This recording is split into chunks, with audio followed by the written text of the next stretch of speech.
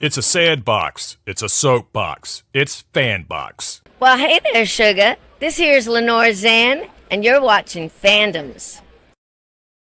And welcome to Fandoms, a show from every fan's point of view.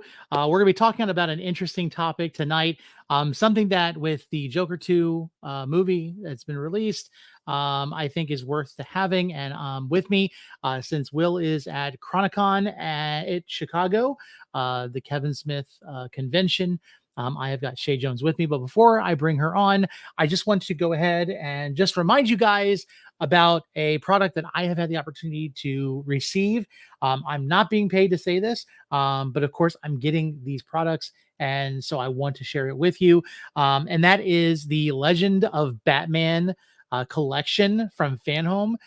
This has been an amazing just read, just a journey going through Batman. I've been a big Batman fan since really kind of getting excited since the Michael Keaton Batman films back in 1989, along with my partner with Nerd Initiative and Fanbox, giving me my first graded comic ever, which is actually a Nightfall comic. Being Mr. Marvelite, getting a Batman comic, why not? But Fanhome has been doing these. These are really well done hardback books. We've gotten parts 1 and 2 of Zero Year, which, if you liked the Christopher Nolan Batman movies, this is very reminiscent of the idea of him being gone, thought dead, coming back, and dealing with a Gotham out of control. There's also Batman and Son, and if you like anything with Bruce and Damian Wayne, this is what will get you definitely started. Me being a Super Sons fan, definitely a good read. And then, of course, the Hush series, parts 1 and 2, got those. And what's really cool is you can't see it now, but these books will, at some point, when the whole set comes in, will be a nice image that will span all of the spines of all of your books, and you'll be able to have something that sits on your shelf but also looks good on your shelf.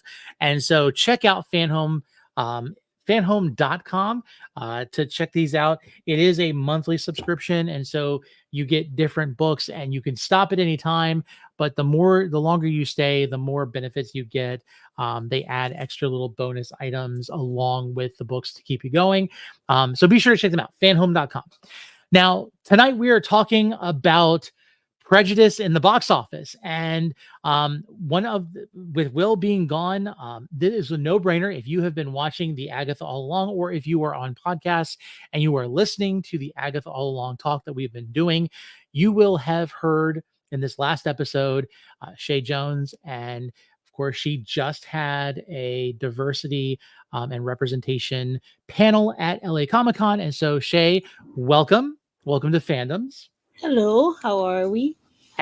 And do a couple things. Of course, we want to know everywhere we can find you. But on top of that, since we talked about it on the Agatha show this last week, tell us how your panel went. We definitely know, you were really trying to get everything together, and I saw some stuff online, but let our viewers and those that are listening after the fact know how it went. Hey guys, so I'm Chae Jones. You can find me at A Spoonful of Chae on TikTok and Instagram. And as for the diversity across genres in media panel that I did at LACC, it was my 3rd year doing it, and it went really well. And I really need to ask for more time next time because I have a tendency to always ask more introspective questions. And because I ask introspective questions, it really does take up a lot of time, which is great because you really do want to hear from people who are actually in the industry and their experiences and how they're also trying to still be able to feel seen. Okay, great. Let me just get you out of solo. Still working the system here. But that's great. And I think after talking to you last week and kind of seeing stuff on your page, and I was going through online, and we know Joker 2 came out. And it's not even about the fact that Joker 2 is not doing well in the box office. That is really what has caused me to want to compare it to the Marvels. It is specifically An article that I got from you from Yahoo Entertainment. I was reading through it, and literally what it's saying is people are contrasting the Joker 2 box office flop discourse with how we talk about female-led movies. And what's really interesting is I want to show a couple of things. There are some specific tweets, some that are responses to things like the Hollywood Reporter and whatnot, that are really telling about how these movies are being talked about. So just as specifically this one, if you look at film updates, so it says the Joker movie made 20 million in its opening day at the domestic box office, and it says it's eyeing $45 million opening weekend. This is less than what the Marvels did. The Marvels did a whole lot. And exactly, but specifically the Marvels, when you think about it, the Morbius kind of it became its own thing with its Morbin time. Aquaman 2 was kind of, everyone wasn't really expecting much from it at all. But the discourse that went against the Marvels and Madam Web, mind you, let's just face it, I think we got some good performances from Madam Web, but we did not have a good story. And that's an easy one to say. Yeah, the story just really wasn't there. But the talk about how we needed to have a deeper look at these female-led films, and this obviously shows that we shouldn't have them. People said that, but for Joker, it's not that bad, and it gets even worse. So this one, okay. So Joker 2, international box office of 81.1 million. I think that's what it says there. It's really small. I see the article. Yeah, it's from Right. Okay. So all it said. But when the Marvels had 110 million global opening, it was focused on the lowest ever for DC or for Disney MCU films, and it's a little bit one-sided, I think, when it comes to these things. And we could talk about it. And let's do.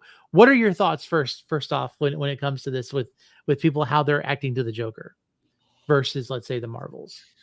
I've talked about it on my page, and I'm like, this is a conversation that no one is surprised about, but it is a conversation that continues to need to be had until that no longer will be an option, because I'm gonna call out misogyny. Like, essentially, is legit what happens with the first tweet about how men led films, even if Lady Gaga is in Joker 2, whatever, it is still like the lead man is Joaquin Phoenix. He was in the first one. Everybody's expecting the second one to be what the first one was, even though a lot of people didn't even get it. But it's okay. But for you to sit here and try to use articles to spin the narrative, in a sense, for me, it's like Hollywood has a tendency to give men second chance after second chance after second chance. And then when it's a woman, somehow there is no grace. She does not deserve a second chance. Maybe the next project, but like maybe we shouldn't give her this much leeway. And it's very interesting how we as a society have always given men second chances. And not to say that men don't deserve second chances. I mean, some don't. Some don't. When it comes to the movies they make, y'all just don't. But for women, like you said, we have to have a whole conversation and debate. I saw Madam Web. It wasn't the worst one I saw. It was better than Morbius. So, I mean, and it, for the time period that it's in, cool. It's very nostalgic. I remember some of those posters being around. But for everyone to have, I mean, we all have think pieces. Everybody has a think piece about everything across every social media. Like, it really doesn't matter. And a lot of the time we're always, told your feelings matter, your voice matters. But except for when it's female-led projects like the Marvels, who even had an entire hate campaign before the movie was shown to anybody. Like, the responses to the Marvels, akin to what Amanda had to deal with in Acolyte, an entire hate campaign against a project no one has seen, but because it stars Brie Larson, who called out the journalist. Y'all still are talking about that dang on speech this many years later. Like, y'all are still about that speech this many years later. And they misunderstood it because I remember going back and like hearing people like all in an uproar because of what she said. And what she was basically saying was adding more voices to the sphere, Yeah. not taking away. She never said, let's take a bunch of straight white, older men out of the ecosphere. She was Yes, he saying, let's did. add more diverse voices. And I think that's where it's kind of like, okay, so the Marvels exist. And Right. I love that movie. We went and saw it. My kid was upset that we didn't see it with him. We went back and we watched it as a family. And typically if we go, unless we really know, like with him being 9 years old, unless it's, we know for sure that it's going to be, age appropriate, we may screen it first, but we went back and watched it and he absolutely loved it. And I loved it. The only complaint I had with that movie was what AMC's popcorn buckets were, because it was a huge spoiler, with the whole Flurkin egg thing. Mhm. The movie was in delays. It had gotten no publicity like it would. Those of us who are like Well, you were it saying, did. It just kept the thing about the marketing. It kept the marketing for the original date in July. I think part right. of the reason it didn't change because we also had a actors and writers strike happening at Mhm. the exact same time. So while Disney could have focused on trying to move the marketing to the time frame of when they actually were planning to release it, everybody's focus is studios versus writers and actors, and that's where all the focus went because they dropped the Happy Meal McDonald's thing in July when the movie And was can I originally scheduled to come out. And I'll be honest with you, like if you look back at the Happy Meal things that they've done for Marvel, it's almost like they've gotten a little bit sloppy because for a while we had those ones that the characters in the Happy Meals that connected together, and then we got the Guardians of the Galaxies one, which let's face it, uh, Peter looked more like Pedro in a sense, like it didn't even look right, and then you had, I mean, the Marvels Happy Meal things. Happy Meal toys are not a big deal, but it was like they didn't really try. And I'll also be honest, Secret Invasion did not do favors when it came to building momentum. And like I see so many obstacles that were in the way for the Marvels, and yet they still did what they did. Yes, they didn't make their money. It is one of the lowest recorded. I mean, between this and Quantumania, yes, so they were definitely very poorly received. Yet Quantumania is not talked about in the same way as the Marvels whatsoever. Exactly. Exactly. And listen, I loved parts of Quantumania. I have gone back and watched the Marvels over and over again. I have not done that for Quantumania. And it was fun. The characters, it was a great cast of characters. I believe that, yeah, it didn't have super heavy stakes. It's not Endgame. It's supposed to be a film that built up these characters and built up their world. I think it was interesting a lot, especially as the fandom has grown over the last 10 years. It's Mhm. always wild to me how quickly people have forgotten how the phase one was received. Like people literally have forgotten the reactions people had during phase one.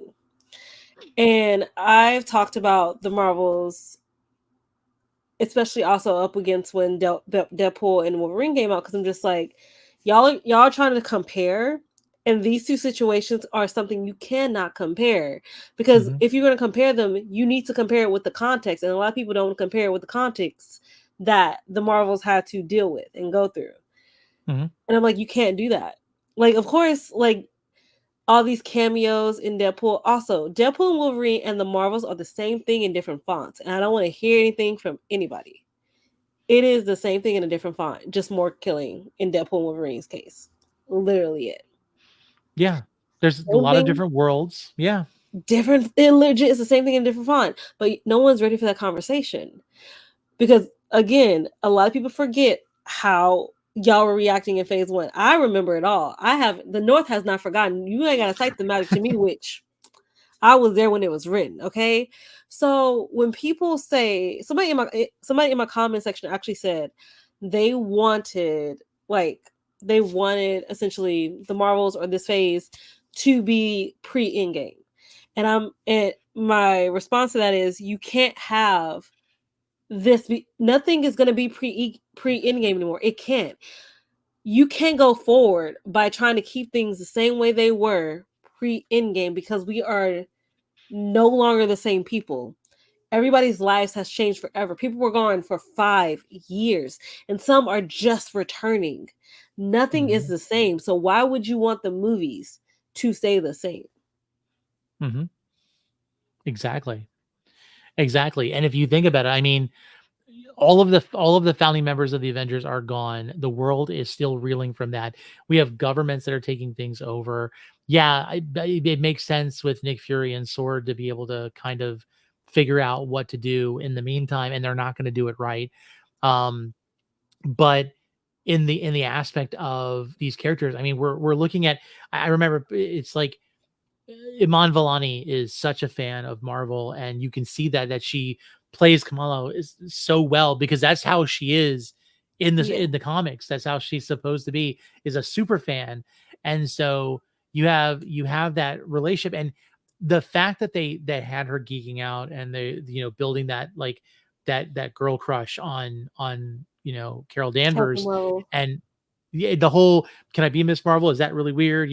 That is everything. Like, I don't think people realize there are a large number of fans that are really even hoping for Squirrel Girl to come in, and that Squirrel Girl will be hated by a lot of fragilely masculine people because as outrageous as she is, and as such a I want to call her a zany or a zonky character. Like she's amazing.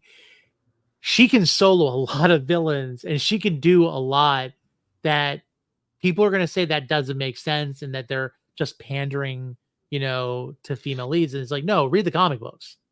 I mean, okay, so the thing for me is always like when Miss Marvel came out, the way people reacted to her, right? And I remember they kept saying, "Oh, it's like a Disney Channel show," and I'm like, first of all, we are not going to hate on Disney Channel shows that raised us. Put some respect on their names, firstly. Yep. And second of all, y'all do realize the things you hate about Kamala are the same things you love about Peter Parker. I make the rules. I'm just telling you what they are. Because the last time I checked, the last person who was hero worshiping as a teenager was Peter Parker to Tony Stark. And I ain't hear no complaints from not a person. So all of a sudden, Ms. Marvel comes out, we have a problem with that show. She-Hulk comes out, we got a problem with that. But granted, she was calling y'all out. So I get, yeah, that kind of is well received. Also, she's an adult. So cool. She can take all that. But y'all also was proving her right, which is also I found very funny. The show was written like 3 years before it even was released, and yet people still proved her right. Do you know what kind of psyche you got to be to do that? Yeah, like just knowing the reaction you're gonna get. Well, I mean, the whole origin where yes, her abilities are different and I get people complaining about that, but at the same time, you have to remember she was created around a time where Marvel wasn't trying to give Fox properties, and they wanted to create this character, and the only way to make her without her being a mutant and her belonging to Fox was to make her an Inhuman. The abilities she had being a polymorph, she was changing her appearance to look like something that they thought people would be more accepting of, and like the whole discourse behind that, and it was the I think it was when she was with her imam, and they were talking on her porch, and that conversation like that in a crux was like the whole like main line of the story of her and her appearance and her, people don't want a hero that looks like me and everything else. And like that was so important. And there are fans that identify with her background, her religion, her origins, and they feel that way. I can't go and enjoy the same thing that some other people do if I have a hijab or if I have this or that, and I'm looked down on it. Miss Marvel made it okay, and Miss Marvel opened that door, and that's what it was all about, is giving a space for fans. Like, these are real people with real problems, and they represent the real people with real problems. But I never understood. Oh, sorry. Go No, ahead. you're good. You're good. Okay, what I always loved about Kamala and her parents. Well, there's two things. Firstly, the one thing you can never do as a person of color is hide your identity from your parents when you're a teenager. Like Mhm. the secret's gonna get out. Like that. Like no, our parents, they own you.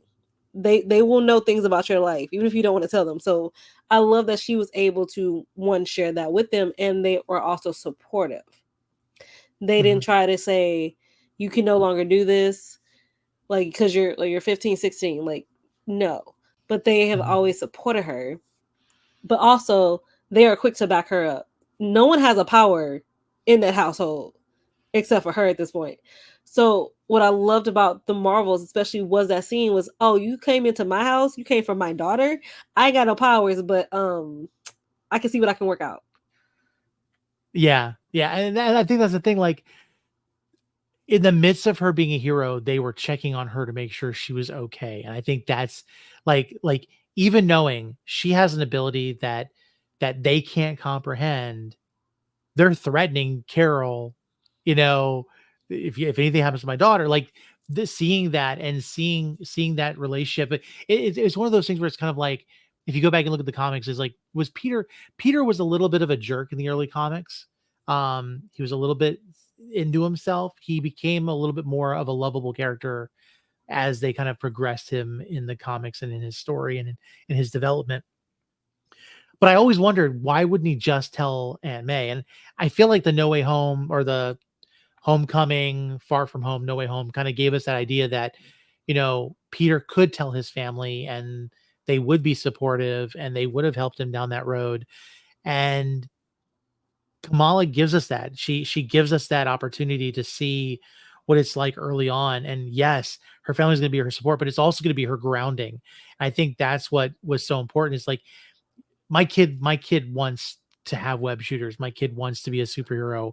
My kid wants to do those things. And I'm trying not to tell him the fact that they're actually scientific engineers that are trying to develop web shooters. But it's one of those things where it's like, we're not going to talk about that. Um, but it's that fear of when your kid does something well and does something good and they have that ability to soar, is to keep them grounded, to protect them. And seeing that with her parents, I think that was very important. And seeing that within her entire culture, her entire people, within her mosque, within her friend group, that was important. And I love the fact, like you even have those little things like with Bruno. Like a lot of people didn't like Bruno, but the fact that like her mom gave them the hats, and his hat was basically said that he was forbidden. And you have those little jokes that make sense. And even if you don't come from that background, when they were doing the whole like breaking down the mosque into the different groups of people, Mm-hmm. like if you go to church, that's church. Yeah. That's I mean That, like it's you like super you like relatable. it's like high school. Like you know what Yep. click with who, you know where you should be sitting, where you maybe not should be sitting. Don't Hmm. tell your business to people. They don't need to know because if you tell them, the whole church will know. You know, Yep. yeah, like no, for real, like because I think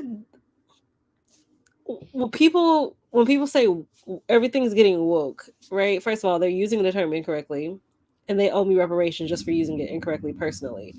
And secondly, um, when they say woke, they don't even actually, not because they don't even use it correctly, it's also because they have colonized a word that Hmm. was just meant to be stay informed. And they use it to say diverse. That literally is what it means. It's not even trying to be like, oh, like Marvel's gotten so woke. And I'm like, well, I ain't never read a comic book, but I'm pretty sure it was always this way. Somebody can correct me if I'm wrong. Um, I'm pretty sure, like, even if the diverse was slow or political, and Hmm. now they're trying to say, oh, woke is political, or there is a guy now who has I guess a YouTube channel talking about this is how you know if your movie is woke or not. And I'm like, you are now trying to umbrella, and I'm like, you're using woke for everything, and that Hmm. makes zero sense to me. Well, okay, so in my experience with hearing people of a more a deeper caucasity hearing them say that the word woke. I'm Deeper just gonna say it that capacity. way. I'm gonna use that. So it doesn't make me feel like they're using it as the word diversity. I almost feel like when they say woke, they say they're really trying to say forced. Yes. Like that's what I get from it, because it's like they're forcing this on me. They're forcing this to be. It's great that it's not that the forced representation is not working, because then we can get good films. And I'm like, no, you're still not getting it. You're still not getting what that means. I can see why you think it means, like, when I understand for you hear forest. For me, I hear diversity, but also I hear a slur. Essentially, they've turned woke into a slur now. Yeah. And it's kind of just like, how did you turn something that came from the Black community that just meant so we are able to continue to stay alive? That's literally what the word originates from. Yeah. Of our need to want to continue to stay alive during Jim Crow, right? And now have used it as a slur because you don't, if like forced diversity in some instances I see, but for everything, no. And I also think the reason they call it that is because you've made every minority, in specifically the US, and I don't know about Europe and the other countries, but specifically the US, you made every minority assimilate to white Western media, right? In which we are not, nobody who looks like me is at the forefront. So I have to now try to find empathy and compassion and apathy with a character who does not look like me, who might not have any of my experiences, but try to find something to connect with. That has never been a person who is white priority, because no one has ever made that a priority for you. And now that we're getting more representation in media, all of a sudden nobody knows how to connect with others of other cultures, or somebody who just doesn't look like you but can experience the same things you might experience, but all of a sudden I can't relate to that. And in my mind, I'm just like, you've made minorities in this country seriously have to assimilate to media in which we are not represented. And we found ways to connect and like actually, find a common thread, right? And we've fallen in love with all the shows that exist. Well, not all of them, because no. But at the same time, now when it's asked of you, that's too much. We don't have the capacity for that. And it's interesting how we're in the year 2024, yet people are still acting as if racism is just a new concept coming back to life. In the last 4 years of being on social media, I've seen some of the commentary shift a bit. I mean, it's really interesting. I have a buddy, Nico Skywalker. I don't know if you're mutuals with him. He's going to be on doing something. He loves Star Wars. Huge Doctor Who fan right now. He's doing the new Doctor Who cosplay stuff, which is great. But one of the things that Nico likes to do is he likes to do Obi-Wan Kenobi. He's done General Obi-Wan. He's done, Jedi Master Obi-Wan. He's got the beard and everything else, but he's a black man. And the amount of times on his videos, people point out the fact, and what they do is they tell him the color of his lightsaber is wrong because it needs to be purple. They go, I didn't know that Mace Windu had a beard. They do all this stuff, and it's this argument where he's not allowed to do Obi-Wan Kenobi because he's a black man, which is ridiculous. So one, you have to assimilate to, like you said, media that doesn't represent you. But when you do then act out the things that you enjoy, there is a criticism because it doesn't represent you. But then we're now at a point where we find media that represents a people group and does it in a good way, but that's now woke. That's where we've progressed. Because again, it was also like you also have like you have race changing on certain characters. Like I'll never forget. You remember we had the redheads that were all upset that all of their characters were going black, like Jimmy Olsen became black and all this other stuff. Redheads are 2%. I'm gonna need y'all to stop acting as if like every person who's ever even because like last time I checked, Sarah Michelle Gellar is not a natural redhead, and neither was Kristen Dunst. So I'm gonna need y'all to stop acting as if it was truly about being a redhead. When it, I mean, yes, but no. Yeah. Because I remember the conversation, and I'm still in my era of, are you serious? Yeah. Like, because for me, I think it's like interesting. I like we talked about, I grew up watching so many things in which not one person has looked like me. And you have so much media. Now because we're getting more representation, people feel like it's forced. I'm like, it's not forced. It is just finally other people are getting a chance to be seen. And I promise you, we will never catch up. We're not like, no matter how many times we lead things, we are not gonna catch up. But all of a sudden, y'all have an issue, and y'all will review bomb and hate campaign. Amanda has been hate campaign since she was 12 years old in the Hunger Games. Mind you, the character she played was literally written as a black child. And people were upset that a black black actor was portraying a black child who still gets unalived. Like, Yeah. I'm sorry. She was 12. Yeah. Like, I never thought of Rue any other way than, you know, this black girl from her district, and like that bond that Katniss had with her. Like, I never saw her any other way. I don't know where people were thinking that it was a problem that she represented that character. Now, again, you don't need to try to explain. It's just Yeah. it's racist. And you know, I think it's funny for me. Well, it's not funny, haha. But like, it's always find it fascinating because technically, reading the book, I thought Katniss was black too, but no one's ready for that conversation, and that's okay. I mean, granted, it's the same way I read Harry Potter. When I was reading Harry Potter and I read Hermione, I thought she was black too, because physically, all they said was she had brown hair and big teeth. Not a skin tone was mentioned, but that's, again, no one's ready for that conversation. It is okay. And despite everything J.K. Rowling is going through, yeah, Hermione will always look like me in my reading times. But she's still trash, so we don't support J.K. It's okay. We're moving on now. But there are a lot of books that have been adapted, like the one Millie Bobby Brown did, Damsel, that was on Netflix. Okay.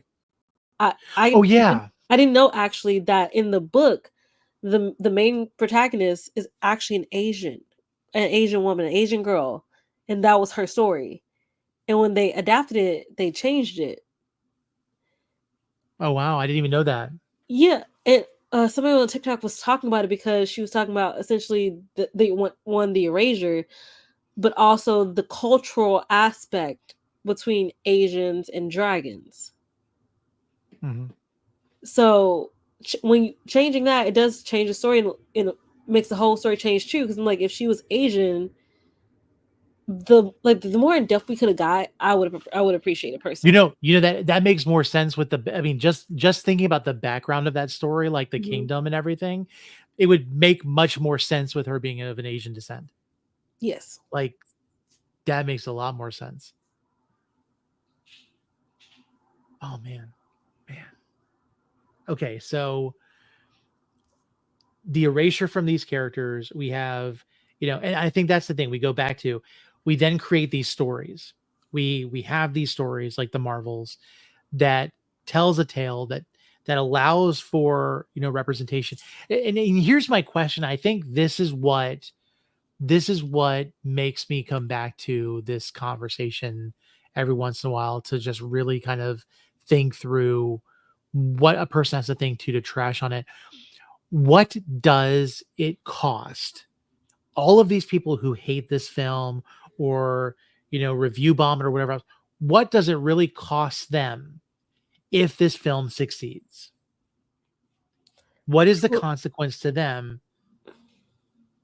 I mean, I think it's just a proof that women-led projects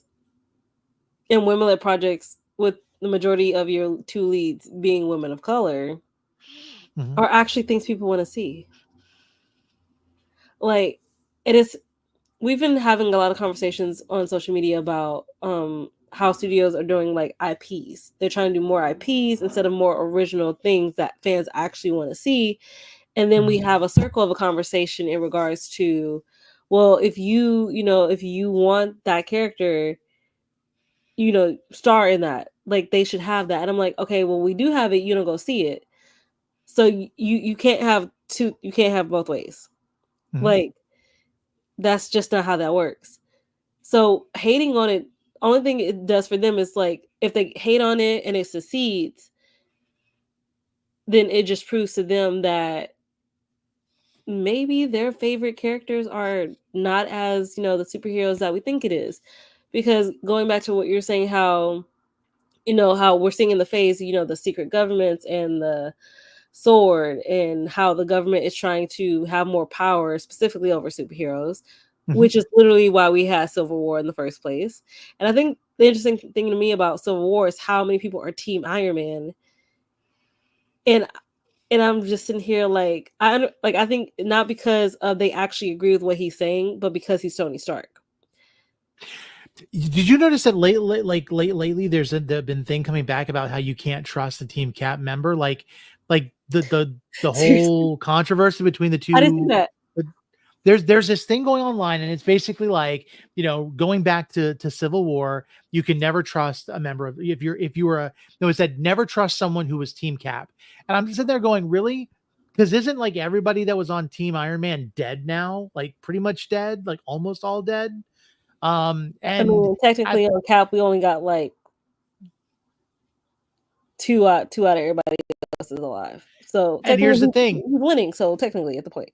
And Iron Man wasn't really even Team Iron Man, because Iron Man went against his own code of ethics when it came to siding with the governments, because the moment he didn't think that they should be doing something and they didn't care, he went out on his own and went rogue and was like, don't tell anybody, and then did really heinous stuff. Like, my issue with people on Team Iron Man, I mean, there are many, but because for me, it's a don't trust a Team Iron Man, because this is my issue with Tony.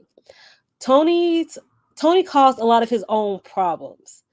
And then when he tried to fix his problems and they went awry, everybody else still had to pay for that price. So we're talking about signing an accord in which the government now controls who you may or may not have to kill, or whatever possible target it could be. The person also could be innocent, but they're going to tell you they're a bad person. And you have to now go with what it is. Cap literally is a government experiment. He's been here since the 40s, so he remembers and he knows just how much is at stake with the government having control over you. No matter how you feel as a person, whatever ethics and morals that you have, and you having to follow orders. And also, Tony immediately broke the accords after signing them, because last time I checked, you blackmailed and kidnapped a 16-year-old to take him to a different country to fight Captain America. And he still didn't know the real reason he was fighting Captain America, because if he knew, he still might have been on Cap's side and not Tro's side. Honestly, Captain America Civil War would have ended so much quicker if instead of Bucky being in the cell, it was just Tony Stark. Because if you think about it, the Accords only worked because Tony made the problem. Tony caused the problem where the team was divided. Like every step of the way. It's funny. A while back, I'm like, I don't understand why we blaming Wanda around here.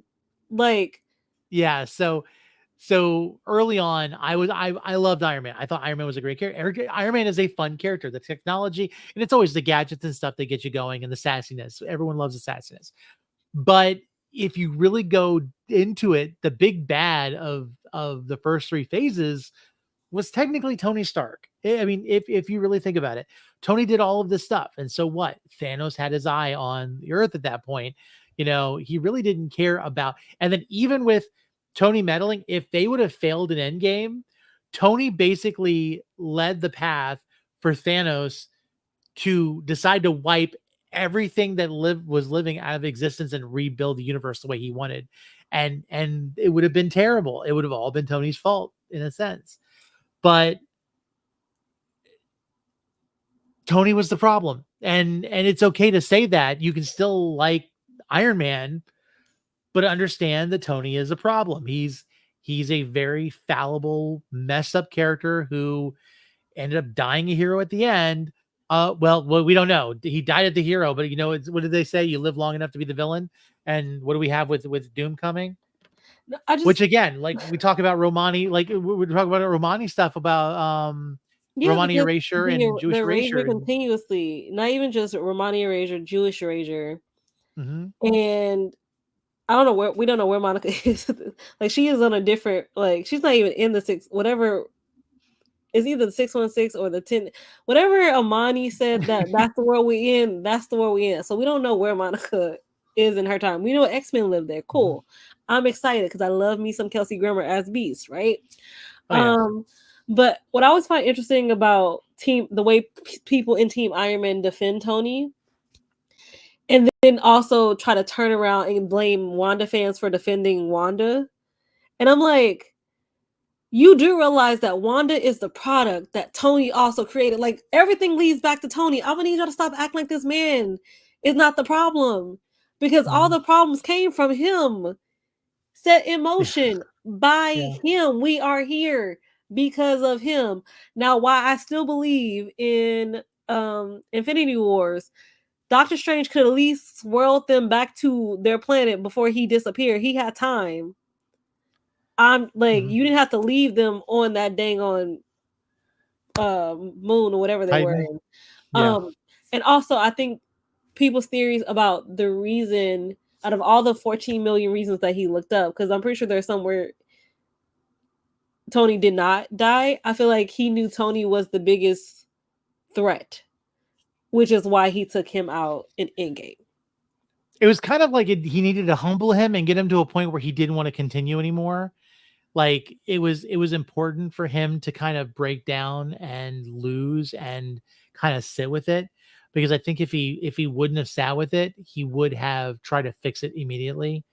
And I don't know. I think Tony being on Titan, like if Tony was on Earth, like he sent him back, that would have been how they lost again. Like there would have been no way of winning. Like Tony had to be benched for a while. And I think that was the most important for him. And I think like seeing the product of his enemy, like his child, Nebula and Tony having to break. And I will say this, as much as Tony is a problem, I love what that interaction between Tony and Nebula. I think that worked for both of them. It softened both of them in a way. But yeah, I don't see any other way you could have gotten around it. Tony had to be benched and he had to be weak and he had to be like bent, like set off to the side, recovering while they go after Thanos, because I think it was important for him to not be a part of that. And to be sidelined. But yeah, it's just so funny. Like I look at those movies and you see them very differently. I mean, there's the corporate part. Like you think about the box office, what Marvel Studios did to get to phases 1 through 3. They put their IP on the line and would have lost everything if the films were a flop. And I think that's part of the reason why they fought hard for them. But then at the same time, we didn't get a Black Panther film until much later. 18, if I'm correct in the time. Yeah, like right before Infinity War. Movies to get to a Black male superhero. And the thing was, and this is where Marvel Comics was bought by Toy Biz when Marvel went under, because the CEO at the time that had bought them over had basically thinned out their stocks so much they were worth nothing and they were about to go under. So Ike Perlmutter bought them, but Ike's thing was, if it's not going to sell as a toy, we don't make it. And so his thought was, people of color and women don't sell. Yeah. And that's why it took so long. That's why we didn't get Black Widow until phase 4, which still like don't make no sense, because everybody also loves Black Widow, mind you. And it's interesting because Joe he did an interview and he's talking about how he was talking to Kevin Feige and he was like who's your favorite, superhero out of the like people we've seen? And he's like Black Widow. And then, Kevin's surprised, like, really? No, it's Black Widow. Like, and that is like the perfect example of underestimating women and people of color. Mm-hmm. You underestimate not only the buying power, but what we actually bring to a franchise. Because I don't understand how Marvel believes the huge part of their fandom is only men, because it's not. Mm-hmm. It is literally people of color and women. It's funny. You go back. One of my favorite lines in Age of Ultron was when they were sitting down, all trying to pick up the hammer, and they go, Mm-hmm. Natasha, and she's like, "That's not a question I need answered." Like, that. I mean, and I think that's what I've always loved about Black Widow. When you look at it, like even like the silly Lego movies and stuff like that, she is powerful in and of herself. She doesn't need superpowers, but she keeps up with everybody, and she knows what she needs to do to take care of things. And it's funny. A couple months ago, had a group of people on Fandoms. We were on the Nerd Initiative channel, and it was we did a thing about all of the women of the world. So we talked about like House of Dragon, Game of Thrones, uh what was it, oh my goodness, what's the Netflix series that's like Victorian, but what my Bridgerton. wife was gonna, yes, Bridgerton and all that kind of stuff. And we're talking, we're like, I asked the question, this again, this helps to know, I had to learn, it's like, what makes a strong female character? And they immediately stopped and said, it's not about being a strong female character. I'm like, well, what would you consider, what would you rather than be called? And they said a female character. Like, we don't need strong female characters. We just need female characters that are properly represented and are properly written out. And that strength has nothing to do with, oh, did they go through martial arts training, were they strong enough to beat the other men?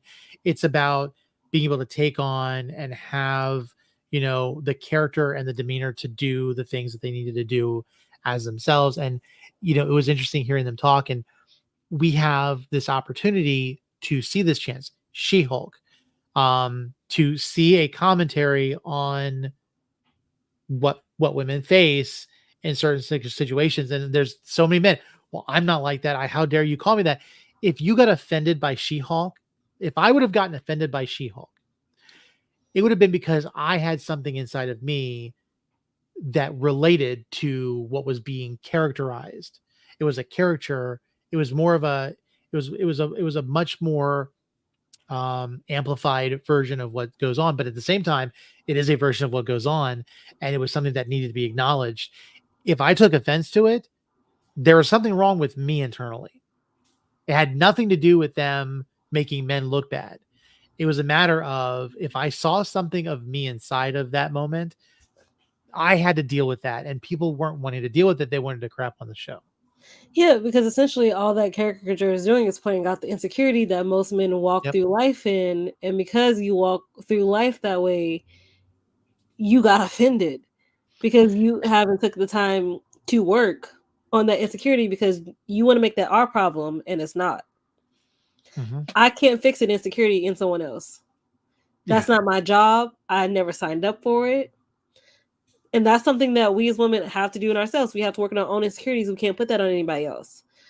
So we don't expect you to fix our insecurities. Why would you expect us to fix yours? Yeah. Or coddle you about it? And I think also the thing about She-Hulk is actually calling it out, because a lot of the times, especially in nerd spaces, women are essentially having to prove that, we have the knowledge, prove that we know this nerd information better than you, or we just know it in general. And I'm like, why do I have to prove myself in a space that I actually enjoy the same way you enjoy, but I'm not asking you to prove yours? Yeah. I don't walk into a space to ask you to prove why you're a big Marvel fan, or why you like Disney, or why you like Lord of the Rings. We can talk about our differences of how we came to it. That's a totally different conversation. But you always demand of a woman to explain herself on how she is a fan. Oh my goodness. But why do we do that? I know I've seen like in media, like you see characters where it's like a woman says she's a fan of something and all of a sudden they like start quizzing her, like start quizzing on Star Wars, what happened on Hoth, or what was this or what was that. And it's like, I've never gone into a situation that had to deal with that. And if that's the case, then what does that say? Like why would we ever want to do that to somebody else? Like knowing that someone's a fan, I might ask where they are so that we could geek out about it, but it should never be a matter of quizzing or challenging. And this goes beyond even like, misogyny and everything else, because I see gatekeeping being such a horrible thing right now that I know since I started TikTok, trying to combat, gatekeeping, because everyone should be allowed to be a fan, no matter whether they came from the comics, whether they came from the movies, whether a Marvel fan came from Phase 4 and their first film was Eternals, they're a Marvel fan. Okay, two things. First of all, yes, the Eternals. No, seriously, the way I love that movie. It was a great film. It was such a great film. It's such a great film, and it never deserved the hate that it got. And I understand people saying the pacing. I totally get it. The story could have been cleaned up in ways, but we got something completely original and new and so different. And we got to meet so many characters. And it was interesting because when people were saying it should be a TV series, I'm like, the way y'all were hating on the TV series is at the time that Marvel was putting out. That's why they probably did the movie, because y'all were hating on the TV series. And now all of a sudden the TV format would have been better. Let me tell you something. Y'all don't know what you want. I could understand if people were hating on the Eternals because they didn't do the characters justice. But here's the thing. If you go back and try, I'm emphasizing the word try to read an Eternals comic, you might as well pick up War and Peace or something else. Jack Kirby was so exposition heavy on this comic. It's like paragraphs upon paragraphs on the page. The Eternals were not interesting. They were one of those things that were just to throw out to get, like, I'm sorry, there was not a big demand for Eternals. Just like, and I'm sorry if you're watching this or you're listening to this on the podcast, I'm going to say this to you. The Avengers, until the movies came out, were D-list characters. They were not the popular thing. Captain America struggled to be revived in the comics. Iron Man was not liked. Like, he wasn't like walking around with a suitcase and putting on, it didn't make sense. And it was only until they got streamlined in the movies. Guardians of the Galaxy was only out for, like, let's say 2 years before the movie came out. And I want to tell you this right now. There was not much about the original comics for the Guardians of the Galaxy as we see them in the movies that was really that desirable. And the movies made them interesting. It just happened. And you know that because after the movies came out, the characters kind of changed a bit because they went to match the movies more, like Peter Quill's mask and everything else. Just because, I'm not talking to you. I'm not trying to mansplain. You get this. We're talking to whoever's out here in the sphere. Just because what you watch doesn't reflect your backyard or your neighborhood, that's a good thing. You get to see the world the way it's meant to be seen. Diverse, beautiful, colorful. It should be different. That's just the way it should be. You may not like it. And guess what? It's okay not to feel comfortable and not to consume something if you don't like it. We're not requiring. That's where I think the word woke is. When I hear people say it in like my background, where I meet people, like I literally had someone say it to me in front of me physically, and I wanted to like just choke them a little bit, but it was one of those things where it's like I had to hear them out, and literally they were like not liking woke, but then the next thing out of their mouth was Godzilla and King Kong, and I'm like, okay, so you like mind-numbing trash. And I'm not saying that in a bad way. If you like Godzilla Kong, that's great. But it's not intellectual property, I would say. It's not something that is going to make you think, or it's not going to make you theorize, And I mean, and that's personally okay if that's your speed. Everybody has their own speed. Exactly. But Exactly. but the thing for me about Eternals was because it was more reflective. Like having the first ever deaf superhero, I am in love with her. Makari, the speedster, better than the Flash. Like she was soloing her scenes. Mama had 10 minutes and she used all of them and Mhm. didn't say a word. Like, do you understand how beautiful that is? That is absolutely beautiful. Didn't say a word, but you felt her when she was on the screen. The presence that she has, not only as Makari, as an actress, and Mhm. who she was representing, because not a lot of us have ever seen that. And again, because I come in from the movie side, I don't read comics like that. Books, yes. Right. Comics, not so much. So I live in the MCU space, movie based. So I don't remember And seeing that's a cool. deaf superhero. Mhm. And she was strong, she was feisty, she was fun, and Mhm. she could fight. Like that was amazing. And you could just tell she wasn't limited by it. Granted, she's been around for 500 some plus years, so she's been around for a while. But still, you can Mhm. also see that, like, unlike everybody else, even though she was kind of more in tune at their home base, she was still the same person. She didn't Yeah. necessarily let the tragedies that were happening around her warp her sense of self. Mhm. Yeah, absolutely. And I think that's the thing. Like even like, and if you go farther on, like we got Echo and Yeah, I love another, her. you know, you know, not only deaf, but we also have like a physical disability where she's Yes. missing an appendage. Like having that where showing that you can have strength and being different and even having those things and even with let's say a disability. I hate using the word disability because I think now in our day and time we're now at a point with technology, whether it be hearing listening devices or with different types of things where it's just a matter of what you're able to do and especially with sense compensation, especially with the deaf. My wife works in audiology clinic, and so Nice. like it's funny. Her biggest criticism about the MCU as an working in audiology was that Clint Barton never wore his hearing aid right. It was always put in wrong during Hawkeye, and it was I like heard a lot of people talking about that, funny enough. Also, I need to talk to your wife later for a script I'm yeah. writing. So, pass her my information because my character is the audiologist, so we need to talk.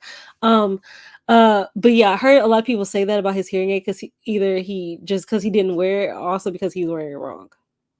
Mhm. Yeah. And I wouldn't obviously I've seen people with hearing aids, but I would have never knew it was wrong unless you told me. And I think that's where it's a benefit when you actually have people with a disability representing disability. Like I know, like when it came to like Matt Murdock with Charlie Cox, he's not blind. He pretends to be blind. Um, and with Maya as Echo, she is deaf, and you can tell that worked well because for her to represent that character, I'm guessing she was the expert on what could or could not be done on that script because she'd be like, no, we wouldn't be able to do this, and being able to share that with them, like having that experience, it would be the same thing. And I think this is where when we talk about like having representation, we talk about the Jewish erasure, the erasure of like of different people groups. Um, it's a benefit because they can go back and make it the most accurate as possible to represent those characters so that people aren't criticizing and saying, did you even do any research? Um, One of the movies I loved the most as a kid, Aliens, James Cameron's Aliens, Sigourney Weaver.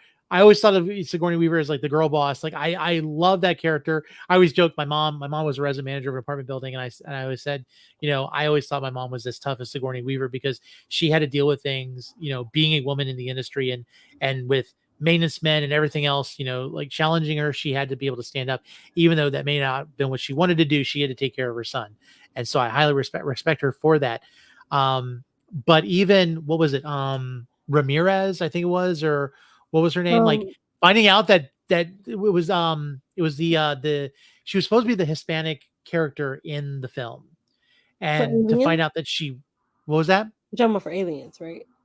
Yes, for Aliens. Oh, I have never seen Aliens. I'm sorry. Okay, I don't do so scary things. it was not too long ago where I realized that the character who was supposed to be of Latina descent, Mhm. um, she was a white woman and they browned her for that film. And I Yeah. didn't know that. Like I didn't know that Oh at all. yeah, they did a lot of black and brown face Uh-huh. during the time period.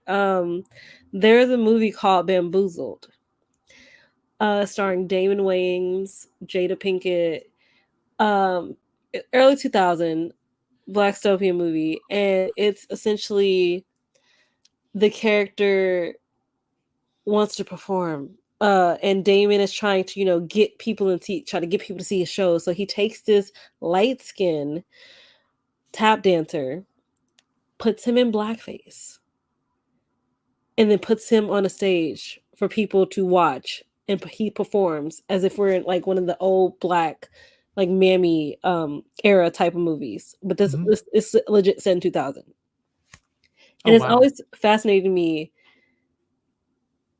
the darkening of the skin, one, first of all, because the Mhm. man is clearly a black man, but they literally put him in blackface. Mhm. And you're just the movie is absolutely brilliant, like from how it's filmed to the actual conversation they're trying to have. And then like John Stewart, we have Aaron Pierre, just cast as John Stewart. And the Mhm. conversation in that is not the fact that Aaron Pierre is not going to do an incredible job. The man, the talent he possesses is amazing. The conversation is about colorism, Mhm. which is totally separate thing. Because yes, Aaron Pierre is a black man, but he's a few shades lighter than John Stewart that we all know. Whether you read the Mhm. comics or watched the movies, he's always been portrayed as a dark-skinned black man because at the time when the artist was doing it, they wanted him to be lighter. And he fought to have him be a dark-skinned black man. And that is something that is really important to me at least. Mhm. But it's also the same conversation people have about Storm, about Halle Berry and Alexander Shipp in the live actions, because Mhm. comically she's a dark skinned black woman, yet we have yet to have seen that in a live action. And Yeah. how colorism impacts and plays in Hollywood has been going on for decades. Yeah. Like decades. Yeah. And it's not about racism because a lot of people like to try to bring up, oh, here's Little Mermaid, here's Snow White. That has nothing to do with the conversation we're having because fairy tales are not race. Like fairy tale stories have nothing to do with race. That's why they are told within many cultures. Mhm. Literally, that is the reason. Because nothing about the Yeah. stories actually has anything to do with race. Right. But again, we're not ready for that conversation. And Colorism is I separate. want to I want to say we will be at some point, but I'm gonna be honest. You know, I remember I remember even as a kid thinking that racism was terrible. And I'm a 40-year-old adult and I'm looking at where we're at and I'm looking at the hate that a Star Wars actress can get, or I'm looking at, and it's funny, like even, when it comes to misogyny, like people have tried with Agatha all along. I don't think it's been doing as well because Agatha all along was something that everyone was asking for after WandaVision. Mhm. Everyone was. And you have some people that are just like, who asked for this? And it's like me.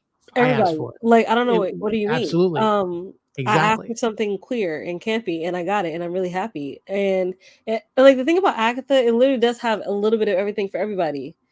Like it Yep. has something for everybody to relate to, whether you are a queer person or not, whether you believe in witches or not, especially if you watch WandaVision and you fell in love with how everything was filmed and how it fit TV as a actual genre. Because Agatha is still doing that just in a different way. Because 3 years have gone by. And I think it's interesting that they within those 3 years, it's not even mentioned about the 5 year gap. Like that has yet to be mentioned yet. Mhm. And I find that very Yeah. fascinating just from a story standpoint. Like, you talked about, oh, you've been here for 3 years, because in WandaVision we're post Endgame, but no one has mentioned the blip once. So either Yeah. Westview focusing on other things, but I have questions because of that. Yeah. Because why are we not talking about that? But also, it's the same thing about Eternals. Like, Eternals came out, and we have yet to get a reference of it since. And they're not seemingly trying to do it in Eternals too. And I'm just like, well, the least you could do is have cameos of these characters sprinkle in and throughout. Or at least the ones that Yeah. are still on Earth. Let me rephrase. The ones who are still on Earth. Because last time I checked, at least 4 of them got snatched. And the other 3 are in space. Mm-hmm. So they weren't able to be snatched. So I would love to have seen them bring in cameos. That way people still have Eternals in their mind. And also just to be like, we're planning to not only bring them back from Secret Wars, but also just because people are just like, oh, these new characters, how can I get invested? I'm like, I didn't know anything about Iron Man or Marvel like that when I first Exactly. watched Iron Man. So if I can get invested in a character I've never seen, don't know nothing about, and have followed this entire MCU over 29 movies and some TV series, you can get invested in an introduction of new people to me. Mm-hmm. I mean, one of my favorite movies growing Exactly. up to this day, and I always find it fascinating because when I tell people because they find it funny, Pleasantville. Oh yeah. Absolutely one of my favorite movies. I can rewatch it a lot.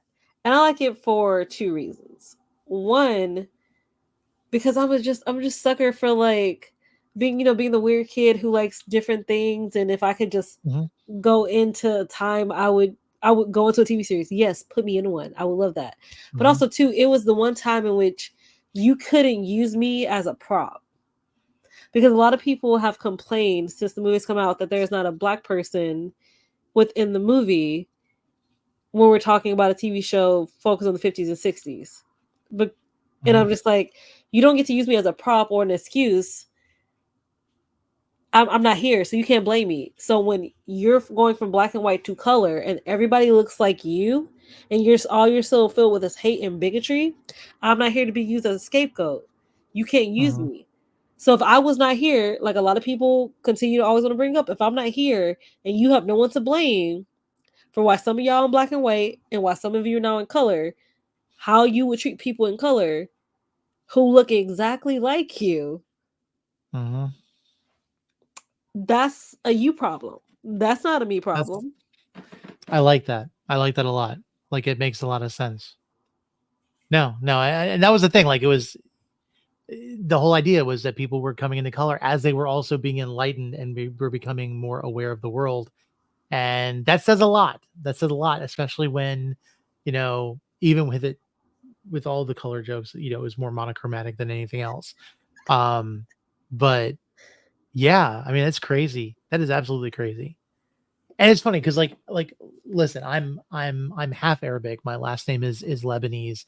Um, I only ever got prejudice and criticism when someone heard my full name. Now, mind you, first name is Tony Abdullah. People who were really ignorant were like, "Oh, you're Italian," and it's like, no, I'm not Italian. Like I'm half Lebanese. Mind you, I would say our household, if you were to describe it, would be like glow in the dark white. It's just kind of how it is. But I've always noticed with my name, and I always thought of it this way: if I could go into an airport and I get searched, really searched, just because of my last name, or I had people who heard my name, and I went to college in the South, and just by a person hearing my name, I was called a very derogatory term that was used for people of Arabic descent. I could never imagine, and I would never be able to speak upon someone who can't hide their representation. They can't hide who they are. They can't hide the color. You know, I have a name that exposes me, but for people to have to be exposed on a daily basis and people don't understand and aren't willing to understand, that is something that I have never been able to truly comprehend.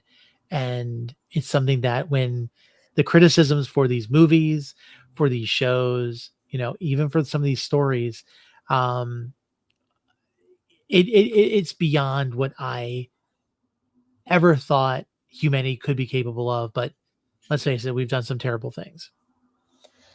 And what I always find it funny is that when it comes to, like, I think for me, I always found it interesting how somehow nobody in the world can agree on anything. Like most people can't agree on anything, but the one thing somehow all races besides my own can decide on being is anti-black.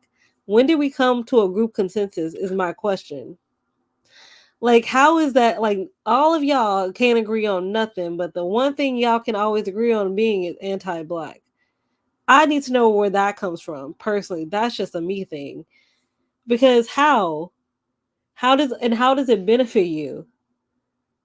Because Yeah. I can't wake up and be anything but me. Like, I can't rub it off. It's not going nowhere. You know who I am when you see me. And I remember people one of my first viral videos was me making a video because they announced that Annabeth was going to be black, and Doctor Who was going to be black, and Sam was going to be Captain America. And I was just like, I was going to use the TikTok sound from a black creator who was told that one of the anime characters that she was cosplaying isn't black. And she's like, well, they're going to be black today. And that's one of my first viral videos. I wasn't expecting it to be viral. I just made it because I thought it was funny. And I'm just just like, I'm really happy to like actually be seen. And for people to sit here and tell me that I got called a monkey, I need to go back to the zoo. Um, Black people don't have like blonde hair, as if a Mhm. blonde hair is a genetic thing only to one race. Okay, cool. Um, or oh, I need to go back to Africa, and I'm just like, how about you go back to where your ancestors are from, and then I can go back to mine. Because if you can tell me where yours are from, because you're not from America, we can have this conversation. Because Yeah. how like 400 years, and I'm here. I didn't ask to be brought here. Like when the console came out, I did a Mhm. video talking about how like I love learning about this culture because I've always felt close to like Hispanic cultures. And then learned I have indigenous background within Mexico, which I thought was really cool. Um, but somebody in my comment section told me that Black people don't have a rich history like Hispanics. And I went through so many emotions in video drafts before I put one out and reply. Because most of the time I ignore a lot of stuff because it has nothing to do with me half the time. But this one I was just like, oh, okay, so it's gonna be a teachable moment. Because ma'am, before the people drop my people off here, they dropped you off in the Caribbean and Brazil.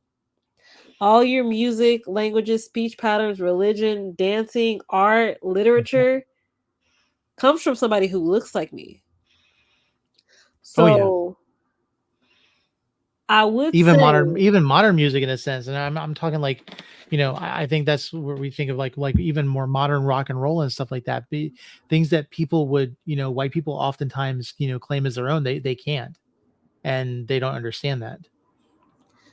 because history is written by the victors, right? And it has been rewritten by the victors. And now we have the whole let's get rid of DEI and let's ban critical race theory and ban books. Um and it's just like, if I am old enough to experience racism, no matter what age I Mhm. am, how come your child can't learn about it at the age they are? Mhm. If I can experience it at my age, because nothing in this is in my control about how I was born, how come your child can't learn about it to try to avoid the mistakes that y'all made? Mhm. Yeah, I grew up knowing that a lot of my family were immigrants, and I looked at I looked at the teaching of about slavery about Jim Crow and all of those things and the civil rights movement, which was very core in the school that I went to in Virginia. Like it was very, like, we took Black History Month very seriously, and then thankfully it went beyond that, because they didn't just keep it to Black History Month at the time. But it was never to make anybody feel guilty. It was a cautionary tale, because if we don't learn from it, we could be bound to repeat it. And it may not be the same way it was before, be something else. It's the same way with where we see Nazi Germany and what they did to the Jews. It's the same way that we see, different types of genocides throughout the world, that if we don't learn from this, we are bound to repeat it. And it gets different, and it gets worse, and it gets much more dangerous down the road. And not to downplay what happened, because it is the worst. And it's not to say that our country can't be proud to exist, but we've got to acknowledge where we came from, how we got there, and to make sure that that never happens again, and that we teach our youth. And that's the thing. Like, I think a lot of times, a lot of the stuff comes from generational nurture. It's, oh, I'm not, we didn't have slaves, but we're going to keep to ourselves. We didn't just keep to ourselves. I have Black friends. I have Asian friends. I have, it was always the thing. It's like, I'm not racist. I have this friend. It's like, no. I remember growing up, my best friend in 5th grade was Black, and the kids used to sing Jungle Fever to us all the time, just because we were super close. Roll your eye, like seriously. I'm that was. I'm like, the least they could have did was Ebony and Ivory. Because do they understand what Jungle Fever even means? No, they did not, and that's the thing. Like, I think there was one kid that sang Ebony and Ivory, which I was like, whatever. And honestly, like, she was my best friend. We loved each other. We may not have been in love with each other, but we loved each other. And unfortunately, she's no longer with us. But it's one of those things where you see how people, and kindergarten. Okay, kindergarten. I went to kindergarten. I was the only white kid in the class, and it was funny because we would go. We had, like, they had the whole house thing, and we would play house. And I remember there was a point where I was like, I wanted to play the dad, and they told me I couldn't. And it's like, okay, I didn't understand. And that was the moment. It sounds stupid. I remember going home crying that day because I found out I wasn't Black, because I didn't understand there was a difference. And it was because I was the only white kid in the class. And so we were, I learned, is everything else. And then there's the phrase, and I think this is the one that I love most from people when they try to make it sound like they don't have some type of ingrained, I want to say, ism of some sort. It's the "I'm colorblind." I hate that phrase. It's so funny. I used to, when I was in high school and stuff, I used to say that, but not in the same reason everybody else did. I said it because I grew up in a predominantly Black, majority Black town, 89 blocks, one high school, my entire, like, literally that's my city. But and I'm adopted, so my parents just raised me to see people. Like, I literally was raised to see a person, a human. And obviously I cannot say I don't see color, because yes, obviously I do. I meant it in a sense that I'm going to treat you accordingly by the person you are, not because of your race, but because of who you are. And if we don't vibe, we don't vibe. But your race has nothing to do with this. But again, that was because how I was raised by these two individuals. And when I grew up, I felt that way. But then what happened was I started seeing people that were using that as an excuse for them treating people like, oh, I'm not being, I'm colorblind. I don't see that. I don't. And it's funny because you can see two sides of it. But it's like my kid, 9 years old, he's growing up. I remember he loves Into the Spider-Verse, and the first time he's like, I love the Black Spider-Man. I'm like, I'm trying to figure out why he's like emphasizing, and I realized it was a suit. And one of the things as a parent that we wanted to make sure that my son learned was it's okay to see color, and it's okay to acknowledge how beautiful different color is. And just like there's different eye colors, there's different hair colors, there's different skin colors, and it just adds to the beauty of people. And it's hard because I know growing up, I had a grandmother who was very racist, like very racist, and fighting with her on a consistent basis, especially when my black friend came over, um, and her brother and my friend, like you had to get on her and be like, "Don't you say anything, grandma. Don't do not That's, keep your mouth shut. You call her by her name, and that is all." I mean, it's Like it not was, it funny, was, but it's kind of, it's, it kind of it is kind of like, is. I love my grandma, but like her nickname was Mean Old Woman. Like we kind of understood that about, and it was one of those things. And so breaking that down and breaking that apart and acknowledging, like, what she grew up and what she went through. And it's like stopping those things. It's okay to acknowledge that and to acknowledge that that exists, but then stop it. And I think that's the thing. Like, I know for my son, I want my son to to grow up being excited. I mean, he loved the Marvels. He loves all of that stuff. And it's one of those things where he's never asked me the question of why is this person black, or why is he just acknowledges that this person is who they are, and that's all that matters. And if we'll never see it in our lifetime, unfortunately. We may see progress, but I'm really hoping that in the next generations to come, we can kill it. But it really has to do with our kids, I think. I really think it does. I mean, the kids and who we put into office also, because True. they're the ones making the laws. But going into like Miles for a second, because he is the black Superman. I mean Spider-Man, but nobody Right. people like to deny the fact that he is black. The black part of him, because he's an Afro Latino. But Right. like a lot of people, I'm like, no, the Afro's there on purpose. Like, no, we're not. Like, stop playing with me. Like, acknowledge that, man. Yeah. Like, daddy is black, mama's Puerto Rican, Hmm. and also, I would love for you to go up to a Puerto Rican and try to tell them something. I would love to be in the room for the conversation. No, yeah. Have you ever walked up to a Puerto Oh, Rican and I tried have, to I get have, I have Puerto, I like have lots of Puerto Rican friends. Yeah, like absolutely. please, like I just want to be in the room when you try it personally, because Yeah. have we been in the same room? Cool. Try to tell them that, please. Please Yeah. try to tell Or it's them like that they are you not. trying to set somebody else up to say something. Like it's, I'm smart enough not to I try to want do to it say myself. That's the I really want to say I wouldn't do that, but it depends on the person. Like that's I know. true. I mean, let me be honest. Like the good side of me, no. The Hmm. petty side might, Yeah. but it depends on who you're dealing with that day. Yeah. I try to say my good side more often than my petty side. Um, but yeah, so like as I got older, I'm just like it's not that I'm colorblind, because I see race and I see people, and I will continue to Hmm. treat you as such. But eventually, the older you get, you're like sometimes y'all be doing WPS stuff.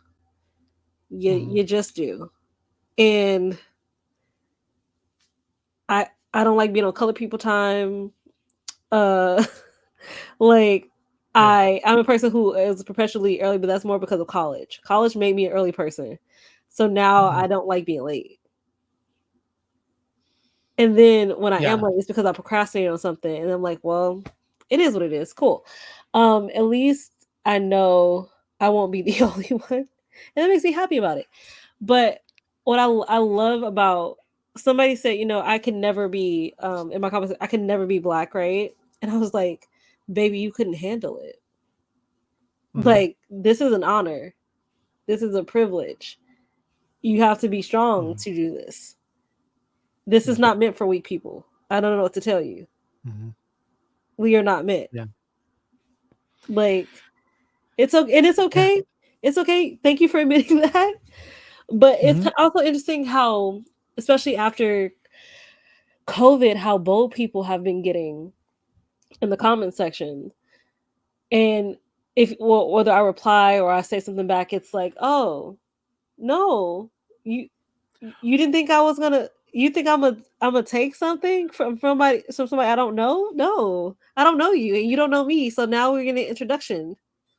But also, either one of two things: they're bold enough to comment, but they don't have any videos of their own. They don't have any content. Their page is private, or they do make something and they mock you and they get clapback, and immediately they just disappear. And they Like, wonder why they think that the other person is not strong. Like,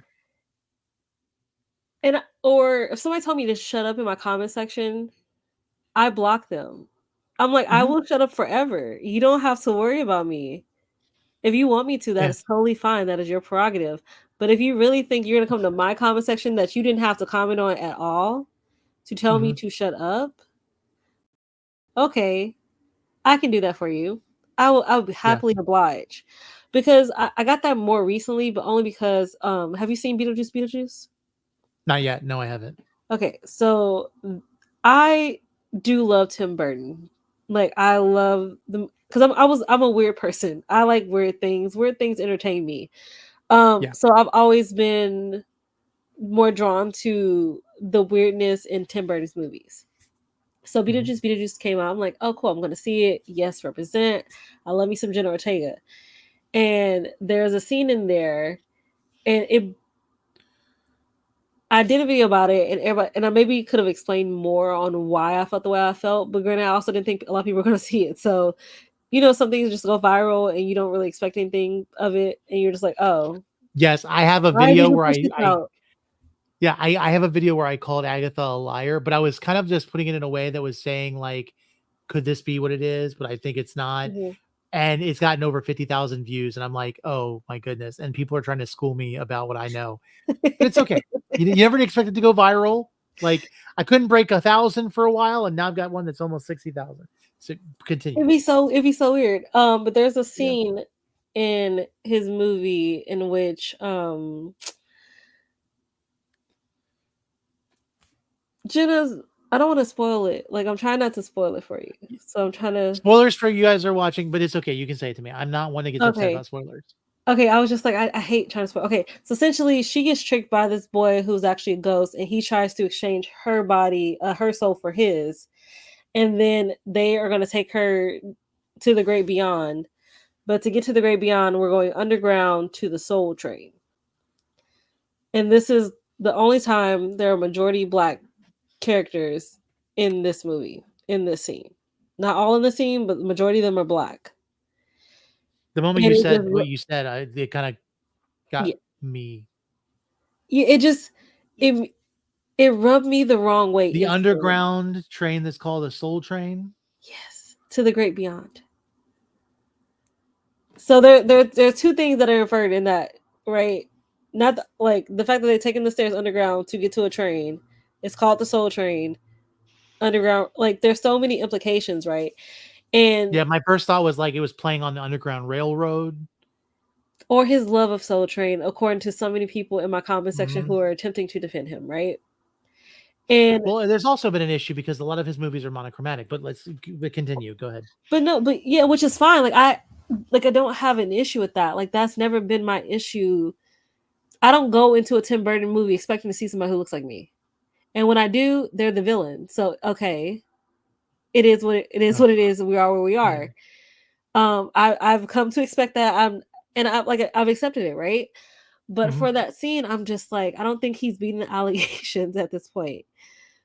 Because, sir, what do you mean? And for me, it'd be different if, besides like the opening scene where there's one mean girl extra and she's black, if you had black extras in other parts of your film leading up to this.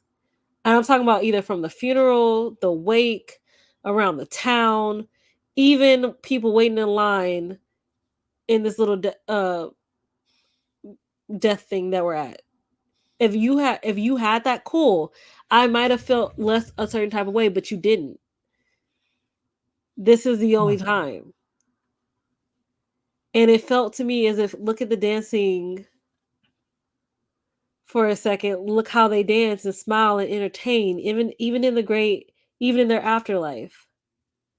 Mhm. because that's what they're here for. They're not going to move from the spot. They're just going to dance for you. They're going to smile for you as they help you and shepherd you onto this train, so you can continue on while we stay here, just dancing and smiling. Yeah.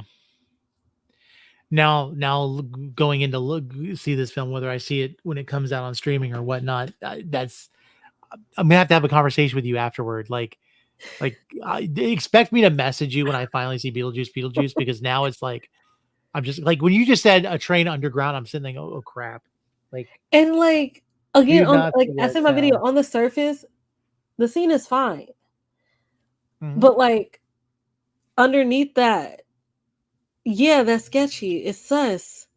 And people are just like, what do you mean underneath the surface? Why can't you just enjoy films anymore? And I'm like, I do enjoy films, but sometimes I'm gonna speak out about something Mhm. because I like I have my degree in this.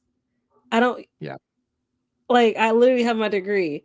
So I had to spend 3 hours once a week, 4 semesters, watching films, movies I never even expected to watch in my entire life. And some I will never watch again. You couldn't pay me to watch A Clockwork Orange again. Never again will I watch Oh that yeah. movie. Yeah. Like cinematographically, Stanley, you did your job. That amazing. But you need Jesus. Because Yeah. why? Why were y'all okay? I'd rather watch Terrifier on loop before I'd go back and watch that film again. I would granted I obviously I don't do scary things. I will punch the Terrifier, but that's more my first knee jerk reaction to a clown though. And you can blame it for that. Mhm. So my knee jerk reaction is to punch you before I run from you. Because hopefully if I punch you, you're Yeah. gonna be shocked enough. I got time to run away. Yeah. Yeah. 'Cause Oh well, let me just say this then. That movie will play on your fears because there are times where they fight, they do something to the clown, and then they run away, and they should have just stayed and finished the clown off. I'm just oh gonna no, say it, but see, we don't play them games. like No, it's like what this is one thing I always get about horror films. Sometimes just like what I don't know why y'all think one is gonna work. No, you keep like you go until you tired, and then you do it 5 more times. You go until you tired, and then an extra 5 times to make and then sure you just you switch finish up, it. like you just keep, To yeah. make sure like to make sure it's done. Like, I'm sorry. I don't like them games. I don't It's also why I don't like Chucky, because like you're a doll, you're plastic. I don't care if there's a demon inside of you. I should be able to kill you with fire. And the fact that I can't, I ain't got time to play with you. You got this. I'm gonna let you have it. As long as you ain't come for me, you can do what you want, sir. Like, I'm not playing these games with you. Like, who do I look Uh, like? I like that seriously, would be like a great movie to watch. Like the character, this monster comes out, and the person just sits down, like, okay, let's talk about this. Let's make a deal. Like, no, but I'm just like, well, look, I will point you to a suburb with a whole bunch of people who have way too much money and they need to be taught a lesson. You can go in that direction. I'm gonna be over here with my butt, and I'm gonna be ignoring what you do. I will not help the protagonist when someone says which way did he go. I'll be like, you went that way. You go your way. I'll go mine. That would be the end of it. That would actually be a pretty interesting conversation. or Make a also deal just with the like I monster. promise you, like if you want to do this, cool, but I will be walking away. Like under like I'm a big fan of like, oh, my life or yours. I'm choosing me. Like, Yeah. let's do this. But yeah, so like that was like my thing with Beetlejuice. And again, Mhm. or people were just like, oh well, he had Samuel L. Jackson, and Miss Peregrine, and then somebody trying to convince me that Miss Peregrine was the actual villain. What? What do you mean? The woman he forced to become an animal and put in a cage? What are we talking about He was here? trying to eat. Just so she wouldn't be there to protect huh? Okay, so yeah, media literacy should be Yeah. required at this point Hmm. because, like, obviously, taking like we're all taking in things, we're taking in media, we're all supposed to interpret things certain ways. But for you to really sit here and tell me that you really believe that Miss Peregrine was the villain, we weren't Yeah. watching the same movie. We were having two different experiences because, especially within Marvel. as Phase 4 has gone and the way people have been talking about, like, I know I'm watching 2 different movies from somebody else. I know I'm not watching the same movie any longer because what are you talking about? Yeah. Like, Yeah. I'm sitting down enjoying a film and everyone's saying that there's all this force representation, everything else. I'm like, no, not at all. No, I'm good. you could even break down. You could break down the 29 movies. I think 30 now with the Marvels. You can literally break down those movies, and the white people still come out on top. And the fact that they don't see that is absolutely ridiculous. Out of 30 movies, 73 there have been 73 females. Yeah. Like, Let's even say for the Marvels, what happens? Monica sacrifices herself. She's lost, and Carol's back at home. looking after their place until she can come back. And what I'm excited for when they do season 2 of Miss Marvel is actually Kamala's journey is going to be like, if it deals with the aftermath of the Marvels, because she's still a child. Y'all emotionally damaged this child and sent her back home. Yeah. You emotionally damaged this child. Yeah. Who has never experienced a loss like this in her life until this moment. And granted, like, when you take on the mantle, it's kind of expected. Like, you're gonna lose some people, but she's still a child. Yeah. Who, like, has yet to fully get into her power. Mm-hmm. And it's like that journey for her is kind of gonna be a little heartbreaking. Even that first Skrull settlement and what she went through with that by itself would have been enough. Like, seeing the stones fall on the people and on the Skrulls and seeing them abandoned and, them having to be refugees again, like, that would be enough to put someone who's trying to be a hero through some PTSD of some sort. And then also now the Skrulls are in New Asgard, and Lord have mercy, the things that are about to happen. Mm-hmm. The things that are about to happen. Yeah. Well, we could be talking a whole lot more. We've already talked for an hour and a half. Which just means this. I mean, we started talking about the Joker, and there's a lot to talk about. There's a lot to talk about, I think, in the context of everything, and something that can definitely be done for another conversation again, because unfortunately we're gonna see more of this down the road. Are you a Star Wars fan? I am not. Like, Star Wars is the only thing within Disney I have never gotten into, and like, Yeah. I know certain things because Mm-hmm. I know who Darth Vader is. I know Chewbacca, CP3O, R2D2, Luke, Leia, Yeah. Rey. And I'll dabble in the conversation more often than not, specifically if racism is involved, even if I have not watched it, because I'm just like, y'all are funny and y'all are interesting. Because there's so many creators, especially Black creators, who refuse to talk about Star Wars on their page just so they don't have to deal with the incels. Yeah, big creators too. That's the funny thing. Like, I'd rather face racism than deal with a Star Wars fan. Exactly. Yeah. Like, do you know where we have to get to as a person to really say that? Like, we'd rather handle racism than a Star Wars fan. Yeah. Yeah. And in most cases it does go hand in hand a lot. But racism, misogyny does hit with a lot of the toxicity. But no, the reason I was asking was because at some point I've got David, who was on the show, on the Agatha show last week with us. I think he's gonna be on this week. We're gonna do a thing called the Fandom Menace, like talking about Star Wars toxicity. So yeah, it's a good conversation. I think that's one of the things. Like, when we did, you don't know, we do, we started Nerd Initiative. Nerd Initiative is more journalism.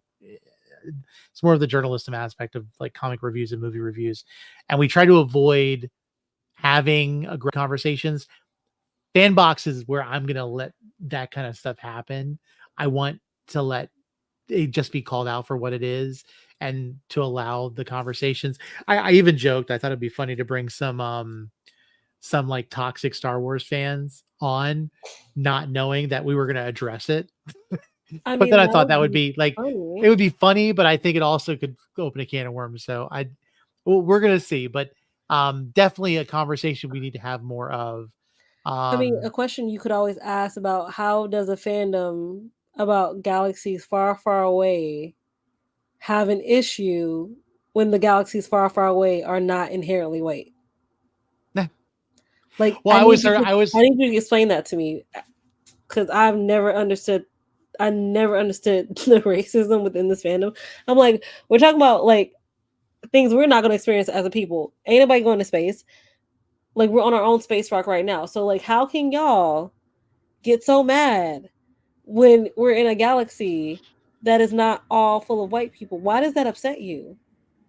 yeah. And it's funny because you think about it as well. And I always think of it this way, like the amount of people who identify with the Empire, it's like you're really rooting for the space Nazis. That's pretty much what it is. Like, if you really think about it, like even their outfits, they're space Nazis, and so it's like, yeah, you think it's cool. Like stormtroopers was a term, like I mean, like it's out there, it's fully there, and sometimes they just completely miss it. But yeah, it's like, but anything, how are you going to argue about pretend things?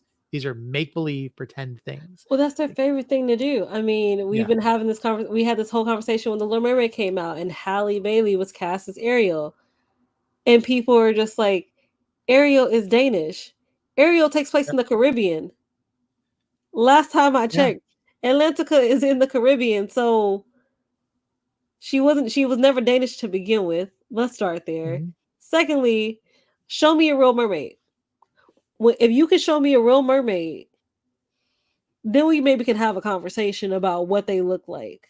Because if you won't tell me that all mermaids are only white, why would that be? Out of why? Just please explain that. Yeah, yeah. It was we were a coworker and I were having a conversation about this because I was kind of like talking about how I was sick of someone saying that using the word woke wrong, and we were talking and we talked about we were talking about uh, uh, um not Jenna Ortega, what who played who's playing Snow White. Oh, Rachel Zegler. Yeah, Rachel Ziegler, how they were saying that, people are complaining because she's not white enough. And it's Which is like, so hilarious because what? she's Like, half so white. what? She's also half white. She actually is like half like actual the German part, and I'm just like half of her Well, is. So I don't you know, understand. yeah, it was funny because like it was even like I remember watching somebody on TikTok, and I'll say this, and then we do need to wrap up. Someone was talking about how it would not be natural for a mermaid to be black because mermaids are deep in the sea, and the water would filter out, and they wouldn't be able to get enough like sunlight to produce melanin to become darker skinned. And I'm like, except for Ariel is the one mermaid who is always wanting to go to the surface and is always trying to find, like, if anybody would have a darker skin color, it would have been Ariel. Like, so what does it matter? And it's not even the way science works. It's not how that works. Right? Like, And I'm just like, I'm also like, do you understand? Like, we get lighter when we're not in the sun. Like, like you truly also don't understand how melanin works at all yeah, within Black yeah, people, because you think being at the darkest part of the sea somehow stops me from still being Black. Like, yeah. why don't you go to the Caribbean, go to the deepest part of the sea with the people in Ocean Gate and ask them that question? Mm-hmm. Like, did they like? And granted, it's been like a year since Ocean Gate, RIP. But like, really, Yeah, that's some stuff you could like. I never thought I would see in my life, and I'm still just like, well, a lot of the world is still unexplored, the ocean specifically. So why y'all keep thinking you can play with the ocean? I don't understand. yeah, Like, yeah. That's the most some things terrifying need thing. to be left alone and unexplored for a reason. Yeah, absolutely, Like Lake absolutely. Lanier, don't go there. Like they've been trying to tell you, and y'all keep playing. Their job is literally to take souls. It's like I watched the movie Abyss when I was a kid. That pretty much solved any need for me to go near deep ocean at all. Like, no, no thanks. Oh, you mean like at some point we could be, breathing oxygen through liquid? No, I'm good. I don't want any of that. I don't just Titanic, that was great. I'll look at a model. I'll get the Lego set. I do not want to go on the ocean, let alone on a boat that looks like it. No, thank you. Like, I don't even. I listen. I live near DC. I passed out as a kid paddle boating on the Potomac River. I don't need to go. I learned a lesson. Don't go out on the water. Like, Oh, don't do it. Like that was the thing. Like I was a skinny kid, and I remember my mom's like, "Let's go paddle boating." I'm like, "Great!" And like we're halfway out in the water, and I passed out. So she had to paddle us back to the shore and get me some fluids because I was a skinny kid. Thankfully that's been solved. But it's like you learn things, and we should learn from the things that have happened, not to do those said things. I'm just saying, yeah, because like like there's two things. There's like I heard somebody trying to redo the Titanic, and and I was just like, well, first of all, that's a lot of money. Second of all, and then second of all, I was just like, so do you have enough insurance? Is my second question. Because I don't want. I'm Could like you I imagine the insurance company when they come across the table? We would like you to insure the Titanic. No pass. I'm good. I'm done. No. or building a water park on Lake Lanier. Are you trying to help them? Like like at this point, I feel like you're just working for the enemy at this point. Like you don't want your life no more.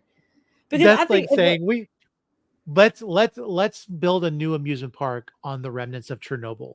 Like there's a Ferris wheel there. Let's just rebuild the nuclear fallout from the nuclear plant, and that went bad. Like the kids will glow in the dark. It's part of the attraction. Like let's just have fun with it. it's always crazy to me. I'm just like, so y'all saw these things and you're just like, oh, I can do it better, so these things won't happen to me.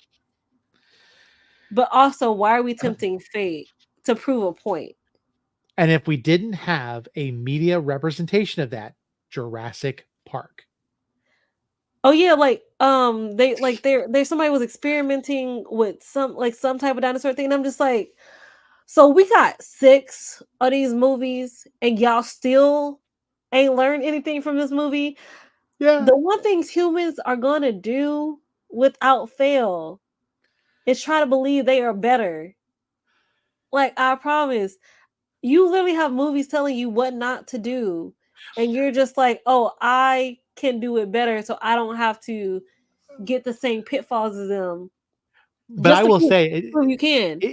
it seems like whenever media presents something that's dangerous, all of a sudden we're going to do what we can to one up. It's like The Last of Us came out. Success. They used cordyceps mushrooms as the protagonist of or the antagonist of what caused the zombie outbreak. I kid you not, since that show has come out based off the video game, the amount of companies that are touting that their ingredients include cordyceps mushrooms, like we're just trying to bring the end of the world. That's all No, we're like doing at this point. and like y'all want the apocalypse so bad, for what purpose? For what reason? Because like there's somebody pulled up like in Egypt or one of the countries over there, and I don't think it was the Book of the Damned. It was like either a relic or a book, and I was just like, put it back. Like no one seen the mummy. Leave it alone. Leave Why it alone. why are you messing with things you need to be leaving alone? Why are you trying to bring the end of all days? It is hard enough. Like why, like I don't understand the need to make things harder. Like you really think you're doing it to be better. And you're just like, "Oh, I can if I do Well, this, it's but I don't make the same mistakes, I'm the smartest person in the room." No, you're still the dumb one because you actually tried to make it a reality. they're proving that all of the tropes and all of the scary movies where the guy goes, see, nothing bad's going to happen. Like it's that person. Like I'm going to read from this. Nothing. What's the worst that could happen? you know, and we're And they eating each prove other's it faces. every time. And you're just like, maybe I was Well, born in the wrong dimension. Can I go to a different one? I don't like this one anymore. oh Like, can no, I we go got to stuck in another some. one? We've been in some weird timeline since 2020. I'm just gonna say it. Like We I are feel not in like the same everything fits timeline. together. I'm not Yeah, convinced this is the same. And if it is, can I go to a different one? right, I will right. I don't know which one I want to go to, but can it be somewhere else? Because like I don't know if you see Trump did some rally, and he essentially was just like, we should have 1 hour or one Oh, night where was he was where proposing all the like purge. where people get all the violence out. And I'm like, so first of all, the purge. So you're suggesting the purge.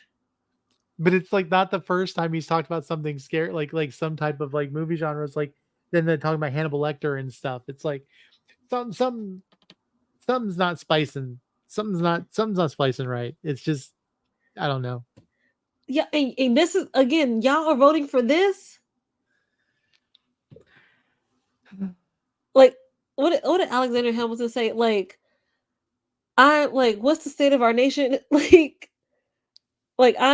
in concern of the state of our nation. What's the state of our nation? Because at this point, like, why are y'all actively trying to do things to destroy us?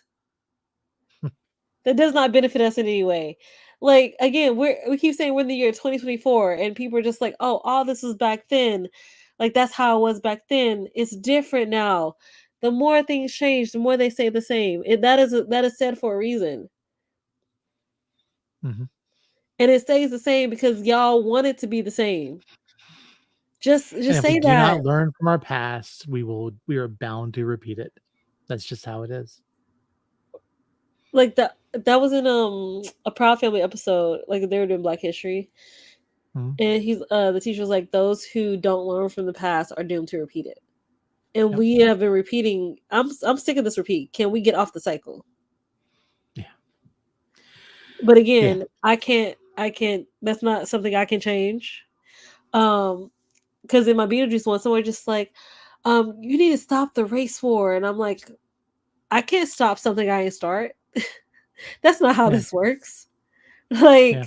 I didn't the construct of it didn't even come from me. It came from you. Well, Mhm. granted, the guy was Japanese, but like essentially it came from the Caucasian people. So why are you asking me to end something I didn't start? Yeah. Because that's not And if that's not my and if role in this. and if we do something that causes a comparison to something that you know is of a sensitive nature, we have to be willing to be like, I didn't think of that at the time.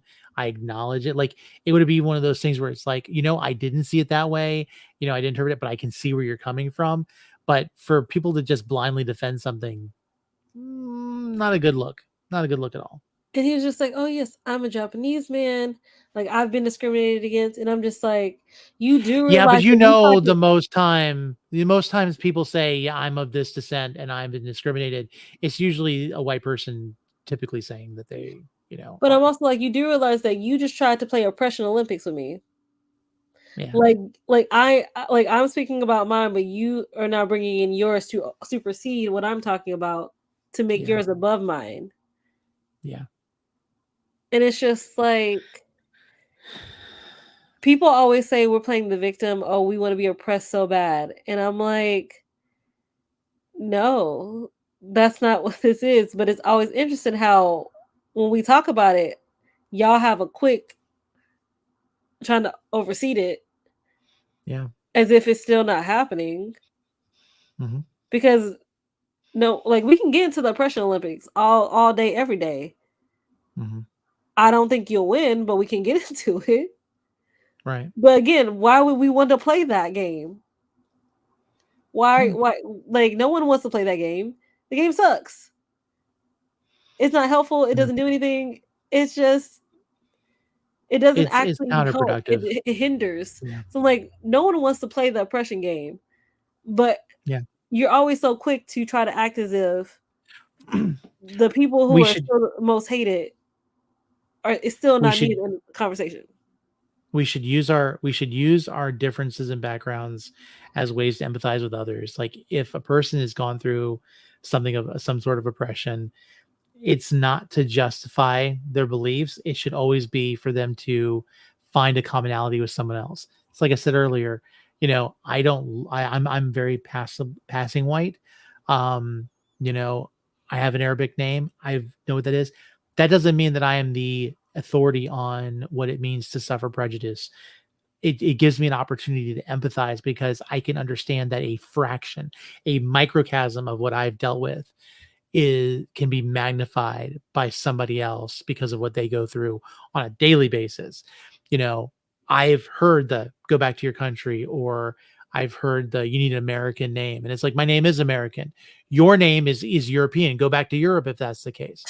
But but it doesn't mean that my just because I've suffered some type of prejudice means that I can tell you, Chae, what you've gone through, or that I can even understand or relate it. But it gives me an opportunity to be able to sit down and say, let's have that conversation. Let me learn.